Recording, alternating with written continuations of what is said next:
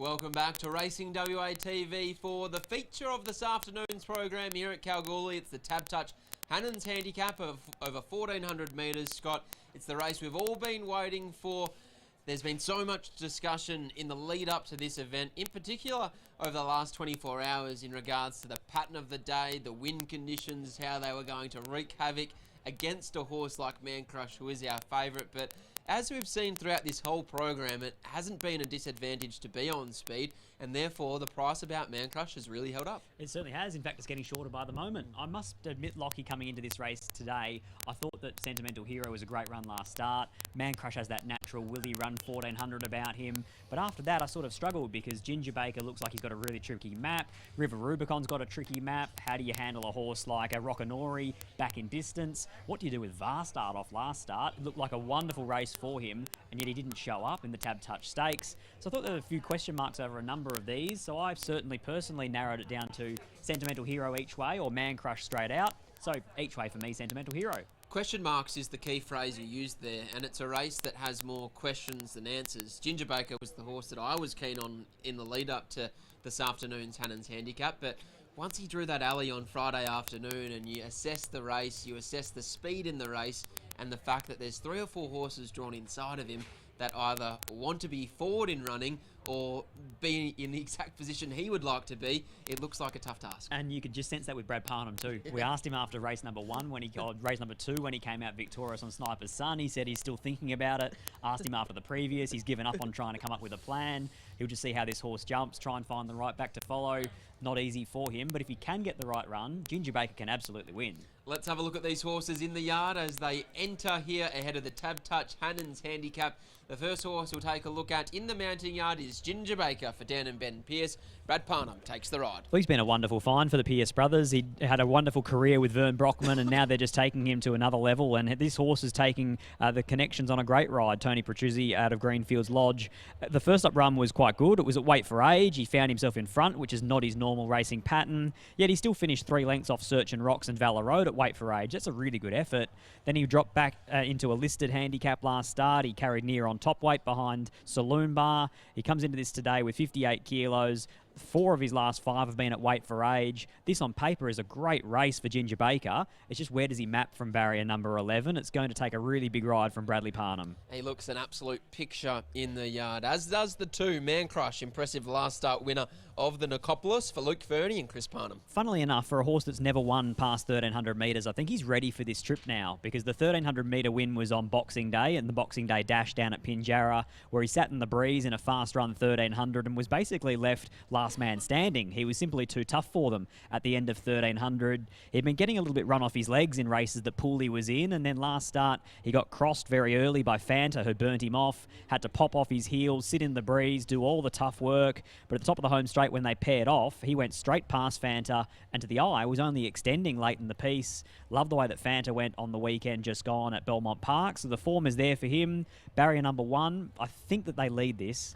Here's the 3, River Rubicon, and there has been a late gear change. The pads are off both fronts. Steve Wolfe, Sean McGrady. Very positive gear change that, isn't it, Lockie, in the middle of a preparation. First up, he was in the Farnley, so the race behind Saloon Bar. I thought that the effort was good without being amazing. He sort of got caught a little bit flat-footed at stages. Then the second up run, they had to ride him for speed. It was a day they were struggling to make any ground. It was a race where there didn't look to be any speed or pressure. And in the end, the first 2 round the corner, Rockanori and River Rubicon ran 1-2. He gets a half kilo off Rockanori here, and Sean McGrady probably has a fairly similar job to Brad Parnham with Ginger Baker. Both drawn really tricky on get-back types. Need to find the right back to follow. 4, Minx Moment. As the blinkers going on today, Adam Durant trains, and Joey Azzopardi comes up to Kalgoorlie for the 1 ride. This is it. And there has been a bit of money around for him at odds as well since markets were first released, and he has dropped back a lot in ratings points. So he's dropped back 3 kilos in the handicapping scale just this 5-start preparation, but he's also racing as a bit of a shade of his former self at the minute. He's had that throat operation. He's got those well-documented breathing issues. They put a set of blinkers on. The story was that he wasn't handling the wet tracks. He went on to a good 4 last start. He was still beaten almost 7 by Man Crush. The 5 is Rockanori. He's had an interesting campaign, but but he bounced back last start for SJ Miller. Steve Parnham in the saddle today. Certainly did. First up in that race behind Man Crush, he was caught 3 and 4 deep in no man's land, and by the time that they tried to almost find a spot, the leaders were off and gone. So it was a forgive run, but to back him up off 7 days, to step him up to a mile, it was a really good training performance by SJ Miller. Today, Stevie Parnham takes the ride from another tricky draw, but a versatile animal.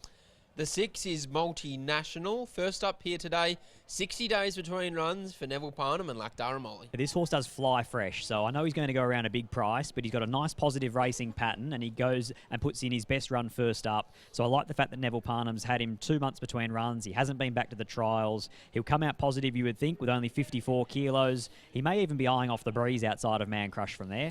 7, no change. Sean and Jake Casey trained. Keshaw Duran in the saddle. Bit of a war horse this. They had a preparation at Belmont Park, then they took him up north to Broome, and he raced really well up there. He won at his first start with 60. Then at his next 4 outings, he carried 62, 60 after a claim, 60, and then he backed up off 4 days, carried 64 and a half, and was pulling ground off them late to run a fast finishing second. 39 days later, he drops from 64 and a half to 54 kilos. I'll catch up with Dan Pearce with a word on Ginger Baker. Dan, 25 days between runs. How's Ginger Baker been since we last saw him on course? Yeah, he's been really good. He obviously was a super run last start. Probably a little bit bob of the heads, and he goes close to winning. So yeah, look, he comes here in really good order. It's been the elephant in the room here this afternoon. Scott has slowly but surely been trying to get the answer out of Brad Parnham. What does he do from that draw? What were your last words to Brad? My last words were, you know him better than I do. So look, it depends. He's tricky how he jumps. So I think it'll be guided by how he gets out the gates, and Brad will take it from there. But yeah, like I say, Brad's been a part of his career longer than we have. So yeah, he's in a good position to make the right choices. He looks an absolute picture. All the best here. Thank you. There's Dan Pearce with a word on Ginger Baker. The next horse we'll take a look at is the 8, Sentimental Hero, for Peter Fernie and Lucy Fury. Quite like this horse in this race, Lockie. He carried 62 kilos last start. He dropped 8 kilos off that. He was climbing over the back of them late, couldn't really get a clean run at them. So to show a turn of acceleration with no momentum, with that weight on his back, I thought showed that he's going to be a very nice Goldfields galloper.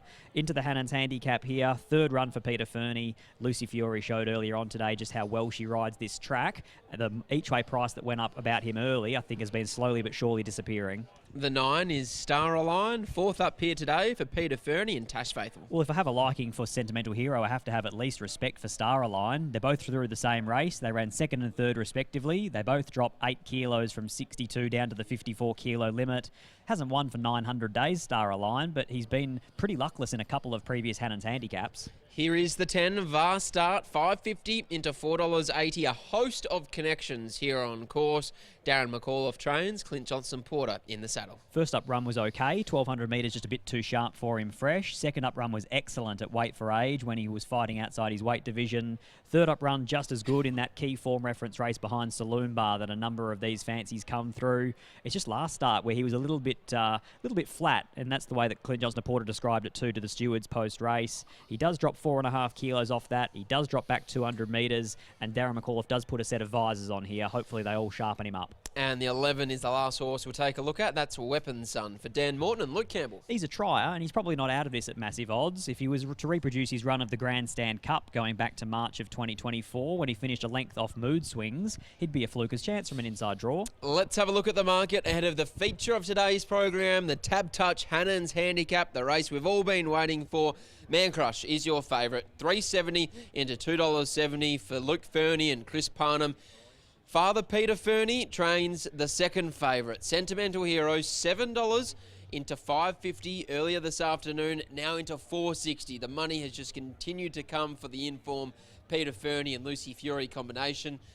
10 VAR start, $5.50 into $4.80. River Rubicon, $6 out to $12. Did hit as high as $13, but there has been that late gear change with the pads on both fronts coming off. Ginger Baker has been easy, perhaps because of the draw. $6 out to $13, and Star Align is $12 out to $19. Scott, how do you order the 4? 8, 2, 10, 1 in this year's Hannans Handicap. Lockie, I'm going to go with 8 here in Sentimental Hero, who is a local, but a very new local at that, only having his second start here in Kalgoorlie and only his third start for Peter Fernie. I just thought his last start effort put the writing on the wall with that monster weight here.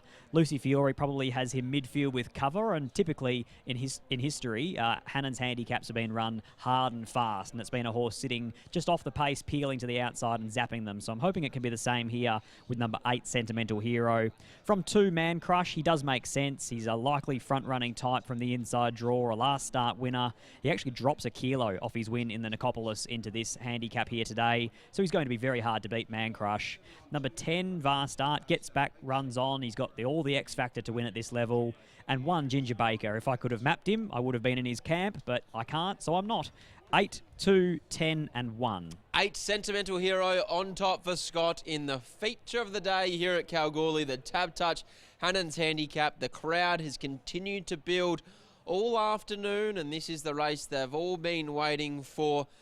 Obviously on day 1 of the Kalgoorlie round, culminating with Kalgoorlie Cup Day on Saturday afternoon, which we cannot wait for.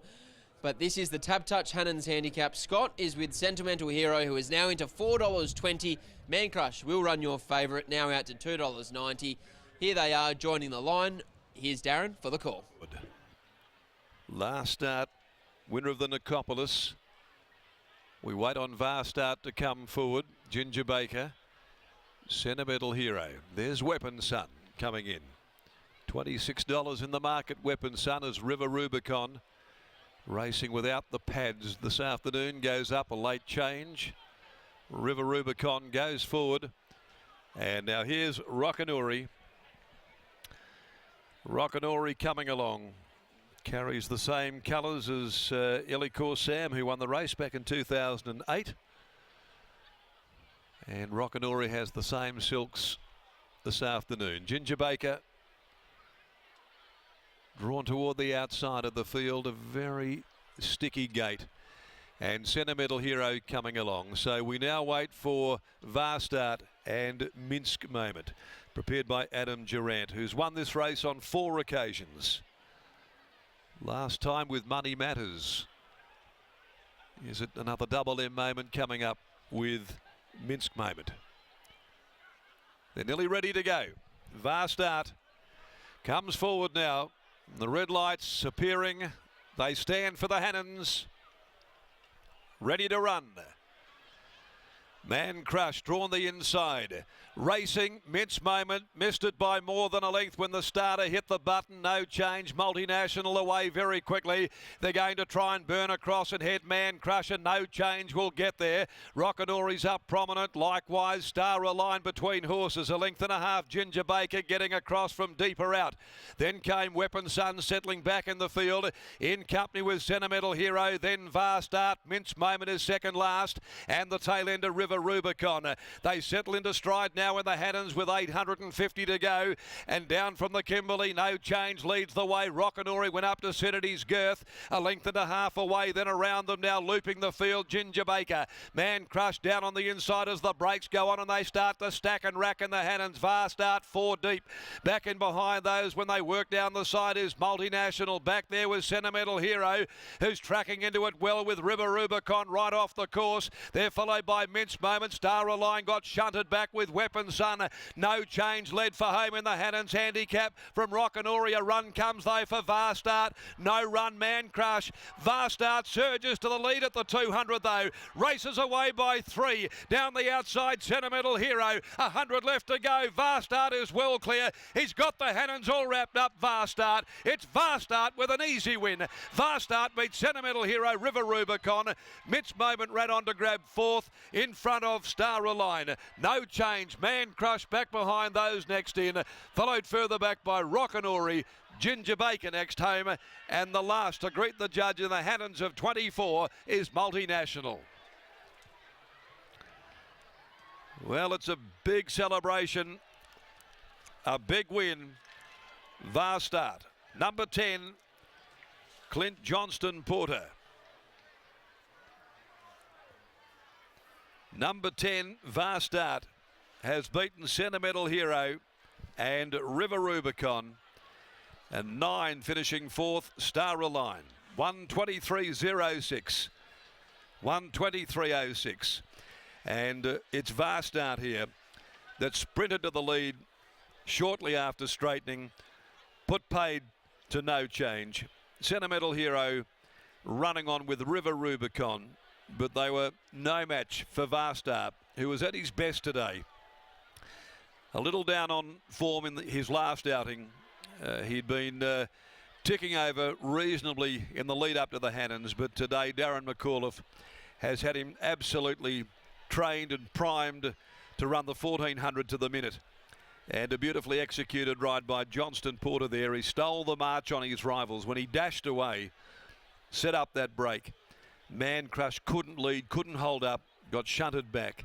Sentimental Hero was tracking deep when they started to really bunch up down the Charles Street side of the course. They were packed up, and it was Vastart who made that move with that turn of acceleration to get going, and he won by a length and a half. A short neck, second and third, and that's his 7th win in 22. 5-year-old, he's by Flying Artie from Fast Gal, prepared by Darren McAuliffe, and a good result. I think this may well in fact be Darren's first win in the Hannans Handicap, and he's done it with this 5-year-old today, who has won most impressively. Clint Johnston Porter in the saddle as well, and that is the hyphenator's first victory in this time-honoured Goldfield Sprint. As they make their way back to the enclosure, the last event, the Freightlines Group Handicaps at 5:25. Here's Lockie Taylor. He's down there with the very delighted winning connections of Vastart. Thanks, Darren. What a result for Vastart and Connections and winning trainer. Darren McAuliffe joins me now. Darren, terrific training performance. Let's go to the last start effort of Vastart. What did you make of it? He was the beaten favourite over a mile. What did you make of that performance? No comment. No comment. Were you flat with the horse? Were you flat with the ride? Talk us through your emotions following that run. No, my mum said if you got nothing nice to say, don't say nothing at all. So we'll leave it at that. I suggest we're talking about the ride. Today, the horse had to bounce back. You put the visors on. He was back to 1,400 metres and he was much sharper. Yeah, well, just like Kalgoorlie's like that, you know. So we've left that up our sleeve for a fair while. And, yeah, it worked. There's a couple of little other changes with the barriers because he can be slow away. Yeah, so a lot of tinkering, a lot of work by people behind the scenes. I just want to thank all the stable staff back at home and the wife that rides him and all the guys, you know, big team effort. This horse has always shown the ability to win a big race like this, and I'm sure it's all the more satisfying to get this result for such a wonderful group of connections. Yeah, well, as I said on the radio a while back, this is what I'd set him for all along. So, yeah, it is. He's a tricky horse. He doesn't seem to get round Ascot for whatever reason, but you know, I was sort of more hopeful he'd get round this track, but yeah. What's next for him? Where do we go next? Could he go to a Northern Cup? Do you take him back to Ascot? Can he target a railway? No, look, I just don't think he gets round Ascot. We were there last year. We might have a, you know, throw it, you know, the Pinjarra Classic again on his home deck and probably Bunbury. How do you celebrate tonight? Well, I've lost my phone in the bloody celebration, so I've got to go and look for it now. So, yeah, I don't know. Well, it'll be plenty of export involved anyway. I'll try calling it now. Well done. Yeah, good job. There's Darren McAuliffe, and here's CJP. Clint Johnston Porter's about to give Sharon Walker a big hug, one of the part owners, works for Western Race Picks, and he was pretty happy. Let's start with the salute, because Sharon will be pretty happy with that, but you seem pretty proud of yourself too, Clint.